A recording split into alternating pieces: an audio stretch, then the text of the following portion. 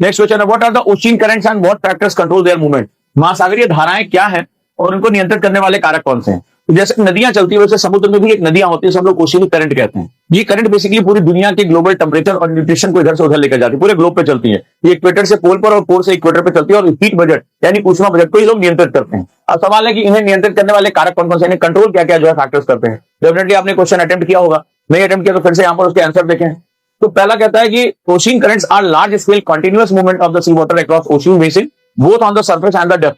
महासागरीय धाराएं समुद्र जल की बड़ी निरंतर यानी लार्ज स्केल कॉन्टिन्यूअस मूवमेंट है। कॉन्टिन्यूअस यानी लगातार चलती रहती हैं, जो सतह और गहराई दोनों पर होती है, यानी सरफेस पे भी होती है और गहराई पे भी वो समुद्री धाराएं चलती रहती है। ये निरंतर चलती रहती है, बहुत बड़ी गति होती है, लार्ज स्केल पे चलती है। तो ये गर्म क्षेत्रों से यानी मान लो इक्वेटर से तो जा रही है, तो कैसी समुद्री जल धारा होगी? गर्म। कहां जा रही है? ठंडे क्षेत्रों की तरफ जा रही है। तो ठंडे क्षेत्रों में वाटर एकदम चिल है, ठंडा है।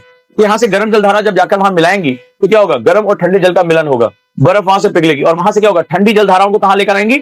गर्म की तरफ लेकर आएंगी। अगर ये सर्कुलेशन नहीं होगा यानी गर्म जल धारा ठंडे क्षेत्रों की और ये इक्वेटर है 0 डिग्री, तो यहां से क्या होगा? ये मान लो 90 डिग्री हो गया, तो यहां से गर्म जल धारा ठंडे क्षेत्रों की तरफ और 90 से जो जल आएगा वो कैसा होगा? ठंडा होगा और वो इक्वेटर की तरफ आएगा, तो यहां से 0 डिग्री की तरफ ही आएगा।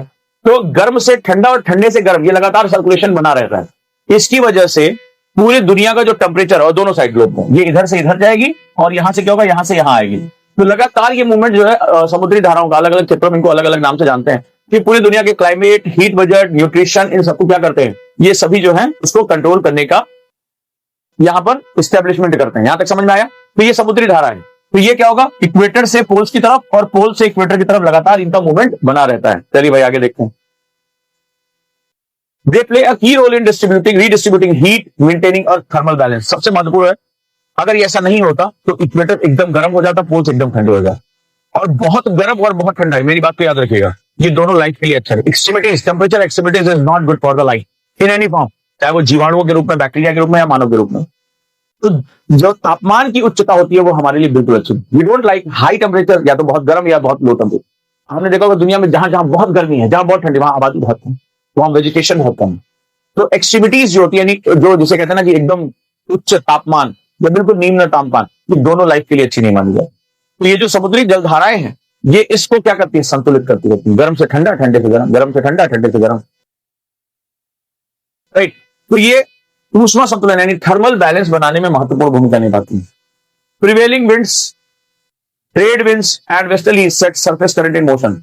तो जो हवाएं चलती हैं, जो आपकी भूमंडलीय हवाएं हैं, जिसमें पूर्वा, पछुआ, ये सब जो हवाएं हैं, ये सतही धाराओं को गति देती है। उनको कौन चलने में मदद करता है? तो जो सरफेस पे होता है, तो जैसे हवा आई, तो हवा आई क्या होगा? जैसे मान लो ईस्टर्लीज आई, वेस्टर्लीज आई, तो ये सब तेज हवा चलने वाली हवाएं हैं। तो ये क्या होता है? जो सरफेस के ऊपर जो पानी है, तो जो हवा पानी के ऊपर से गुजरता है तो क्या होता है? पानी में तरंगे पैदा होने लगती है, उनको जो है गति मिल जाती है, डायनेमिक हो जाता है। तो ये पहला कारण हो जाता है। दूसरा जो सबसे महत्वपूर्ण है वो है कोरियोलिस बल।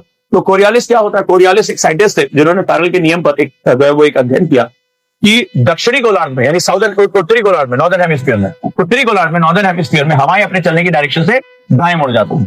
हवा जिधर चल रही है उससे राइट मुड़ेगी, और साउदर्न हेमिस्फीयर में ये अपने चलने की डायरेक्शन से बाएं मुड़ेंगी, लेफ्ट हो जाएंगे। तो नॉर्दर्न हेमिस्फीयर में अपने चलने की डायरेक्शन से दाएं और साउदर्न हेमिस्फीयर दक्षिणी गोलार्ध में अपने चलने की डायरेक्शन से बाएं मुड़ जाएंगे। पूरा फोकस क्लास में रखो, पूरा फोकस क्लास में। आज हमें चैलेंज के साथ जितना पढ़ा उतने क्वेश्चन करके निकल जाना है, ठीक है? 100%। तो कौन इसको प्रोवाइड करता है? कोरियोलिस बल। दूसरा, महाद्वीपों का आकार यानी कॉन्फ़िगरेशन ऑफ कॉन्टिनेंट। कॉन्टिनेंट किस तरह से बना है? कॉन्टिनेंट जैसे मान लो कैनरी है, तो अफ्रीका जो होता है वो क्या होता है? कैनरी अचानक से घुमा देता हूं। क्यों? अफ्रीका का अगर पश्चिमी हिस्सा देखोगे तो निकला हुआ है, सहारा के पास क्या कुबर जैसा निकला हुआ है। अब मैप उठा के देखो, तो कुबर जैसा निकला है। तो यहां से कैनरी जब आती है तो कैनरी की जलधारा ठंडी जलधारा होती है, पूरा कॉन्टिनेंट को टच करके निकलती है।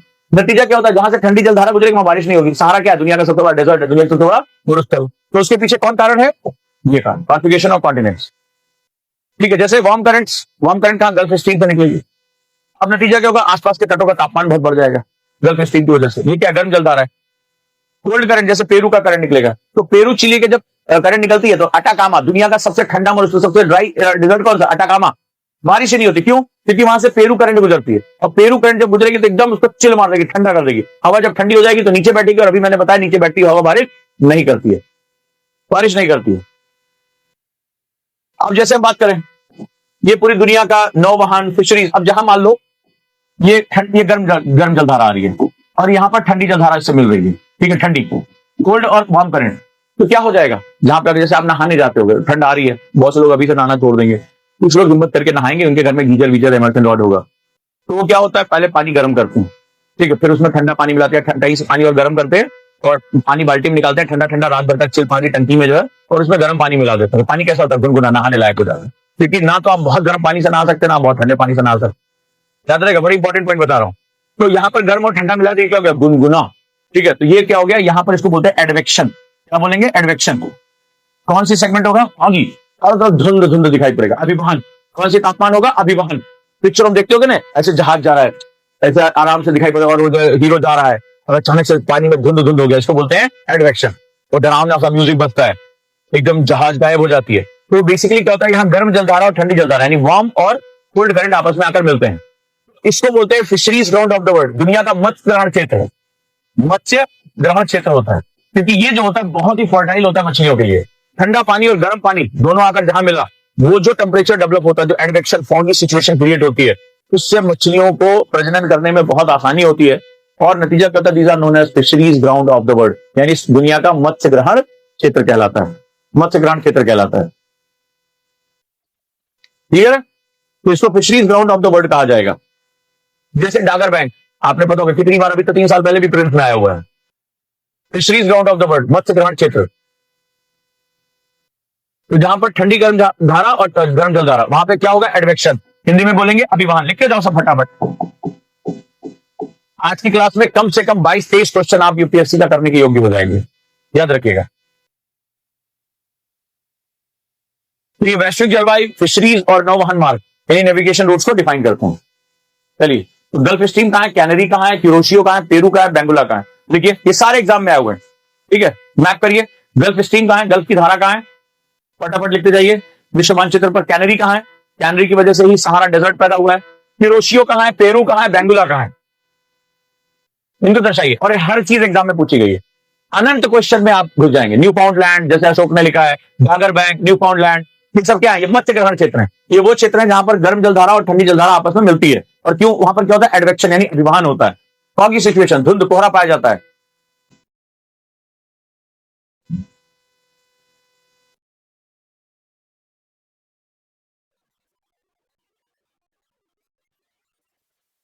इतना बढ़िया जो है ये कवर हो रहा है। अगर इसमें भी अभी भी कोई स्टूडेंट, इस चाहे वो फिल्म्स आंदोलन, चाहे वो मेंटरशिप, अगर उसका पार्ट नहीं है, तो फिर वो अपने साथ बहुत बड़ा खिलवाड़ कर रहा है। इन इंफॉर्मेशन को कलेक्ट करने में कितना समय लगा आपको अंदाजा भी नहीं, ये आपसे हो भी नहीं पाएगा। You will spend 4-5 years for collecting all the information, going through the question again and again, और कहां क्या चल रहा है, 30-30 साल के क्वेश्चन को दिमाग में रखना, वो इंफॉर्मेशन कलेक्ट करना, तो उसको सीक्वेंस में लेकर आना, कंबर संबर। तो आपका सीधा सा काम है इन सारी इंफॉर्मेशन को अपने दिमाग में डाउनलोड करना, याद करना। और जैसे मेंटरशिप प्रोग्राम में भी हम हेल्प कर रहे हैं कि भैया किसी भी तरीके से चले, एग्जाम दो और निकलो। तुम लोग तो यहीं पर 5-6 साल लगा देते हो, तो वहां राष्ट्र निर्माण के लिए कब पहुंचोगे भाई, बुढ़ापा आ जाता है, बाल झड़ने लगते हैं, थकावट होने लगती है, तब जाके तुम जो यूपीएससी को लेके सीरियस होते हो। तो पूरी अपनी ताकत करो, इसमें लगाओ, इसमें कोई मेहनत करा, उसकी मेहनत का फायदा उठाओ, क्रैक करो और आगे बढ़ो, राइट। ये